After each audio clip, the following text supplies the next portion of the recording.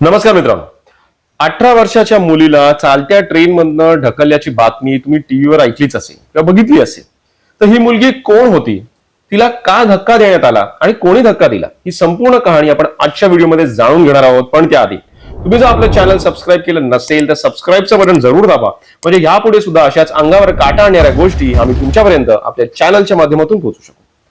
ही मुलगी 18 वर्षांची ही महिला जी एक इंजिनिअरिंग स्टुडंट आहे, ती सकाळी तिच्या मैत्रिणीबरोबर पनवेल स्टेशनला ट्रेन पकडण्यासाठी गेली.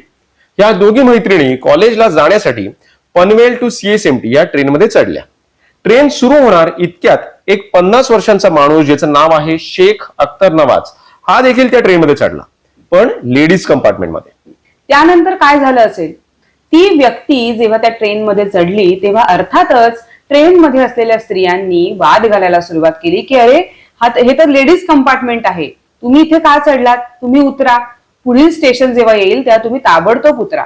पण ती व्यक्ती हे ऐकायला तयारच नव्हती आणि हा वाद विकोपाला गेला आणि रागाच्या भरात त्या व्यक्तीने एका 18 वर्षीय महिलेला चक्क धावत्या ट्रेन मधून फेकून बाहेर दिलं. आणि हीच ती 18 वर्षांची तरुणी जी इंजिनिअरिंग स्टुडंट आहे, ती खाली पडली चालत्या ट्रेन मधनं. आणि खाली ज्या ठिकाणी पडली तिकडे रेल्वेचे कामगार काम करत होते. त्यांच्या मदतीने तिने तिच्या वडिलांना फोन केला. तिचे वडील त्या घटनास्थळी आले आणि तिला हॉस्पिटलमध्ये घेऊन गेले. तिचं नशीब चांगलं की डोक्याला, कमरेला आणि हातापायाला तिला थोडंफार खरचटलं आहे, पण या व्यतिरिक्त तिला कोणतीही सिरियस इंजुरी झालेली नाही. मित्रांनो, या दरम्यान काय झालं तर कंपार्टमेंट मधील इतर महिलांनी रेल्वे पोलिसांना कॉल केला आणि तत्काळ त्यांना बोलवलं. त्यामुळे खांदेश्वर स्टेशनवर जेव्हा तो माणूस उतरला आणि फरार होण्याचा प्रयत्न करत होता तेव्हाच तेथील पोलिसांनी त्याला पकडलं आणि आता त्याला न्यायालयीन कोठडीत ठेवलं गेलेलं आहे. ही घटना आपल्याला काय सांगते की आजूबाजूला जेव्हा आपण पब्लिक प्लेसेस मध्ये जातो तेव्हा आजूबाजूची माणसं कशी आहेत याकडे लक्ष ठेवणं आवश्यक आहे. जर अशा प्रकारचा एखादा माथे फिरू तुमच्या आजूबाजूला असेल तर सावधगिरी बाळगणं आवश्यक आहे आणि तात्काळ पोलिसांची मदत घेणंही आवश्यक आहे.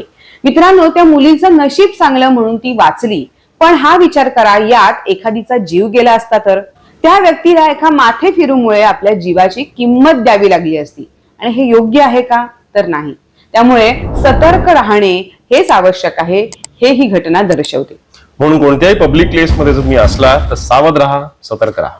जय हिंद, जय भारत.